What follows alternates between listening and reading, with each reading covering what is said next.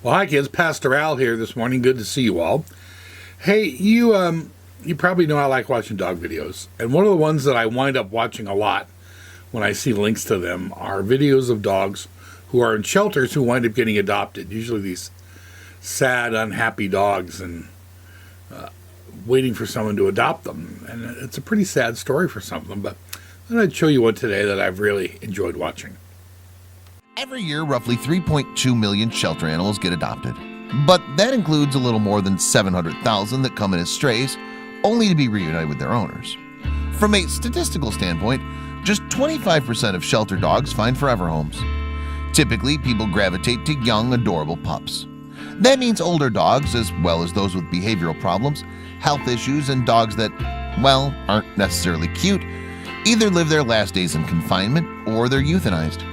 Let's face it, some animals aren't considered adoptable, especially the ones with a history of abandonment or neglect. Looking to adopt a pet. Jessica Williams and her boyfriend Jared had recently settled into a new apartment. As animal lovers, the one thing missing was a dog. While Jared planned to get her one for her birthday in November, Jessica was much too excited to wait long, so she began searching online. He wasn't very friendly. After looking at photo after photo of dogs, one stuck out. His name was Benji. According to the information provided, he'd been wandering the streets of Los Angeles when someone picked him up and brought him to the shelter. But there was just one potential problem. The staff said this pup wasn't friendly. Jessica couldn't get past this photo. For whatever reason, she felt drawn to the dog.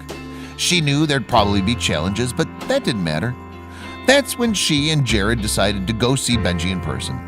Especially with such a negative review of his behavior, the chance of him being adopted was slim to none. Because of the shelter where he lived, that meant he'd likely be put to sleep. After meeting, the couple's heart broke. Living in Sacramento, it took Jessica and Jared a full 6 hours to reach the shelter. Once there, a staff member took them to the back to see the pup. At that moment, they both felt brokenhearted. He was a mess. Considering the dog's condition, it's no wonder he tried to bite people. A severe flea allergy was causing his fur to fall out. I had never seen a sadder dog and knew we couldn't leave him there. Jared agreed with Jessica's statement. Although they wanted to take Benji home, the staff kept telling them that they were making a big mistake. But the more they tried to discourage them from adopting him, the more determined they were to give him the life he deserved. For this couple, it was all too clear that all this pup needed was a safe home and a lot of love. Benji deserved more than being in a kennel until he was euthanized. No, this pup certainly wasn't the cutest, and feeling miserable, it was easy to understand why he wouldn't let potential adopters get close to him. With Benji in tow, the couple headed back to their home in Sacramento. He had no idea his life was about to change forever. What a transformation. After arriving home, Jessica and Jared took Benji to a local veterinarian for proper medical treatment.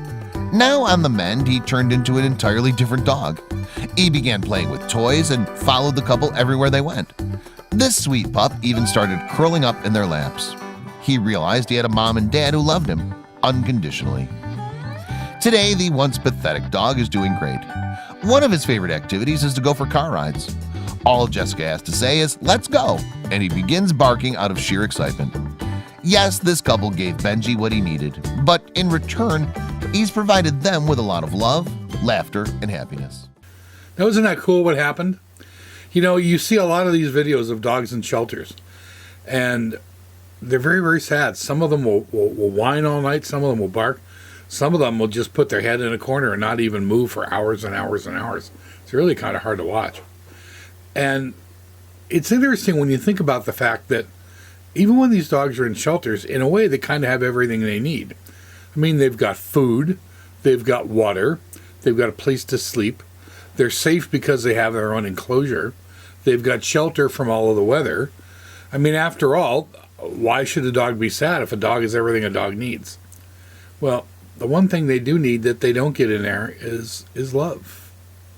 Well, not much, not a permanent loving place and home and people to be their own.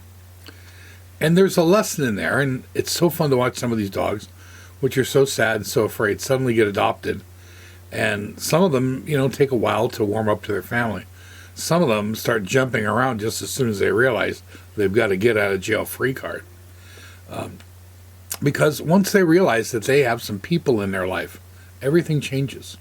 They find out that they're loved, and it changes their personalities, some of them almost instantly. Now, we're studying with your parents the things called the fruit of the Spirit. They're characteristics of our life that God says if we really follow Jesus, we're going to find in it. And you may have heard the list before: love, joy, peace, patience, kindness, goodness, faithfulness, gentleness, self-control. This week with your parents or grandparents, we're talking about peace. And one of the things you discover is that the way that you really have a peace inside your heart, a peace that you're safe, a peace that life is good, a peace that everything is the way it's supposed to be for you, is not just because you have food or water or shelter or clothes or a house or a car or anything else. It's when you know that you're loved. And of course you feel that love from your parents, or you're from grandparents, or from your friends. But deep down inside, there's one love that we just have to have if we're going to have peace. And that's to know that we have the love from God.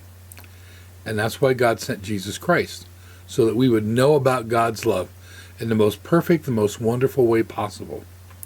So you can have all sorts of great things in life. You can have people that love you. But if ultimately, deep down inside your heart, you can't find the love that God has for you, you're never going to be happy. You're never going to find peace. So don't try to find it in other places. And don't think that you don't need to know and respond to God's love to really feel good about life. That's what God made us for. Hey kids, have a great day. We'll talk with you next week. Bye.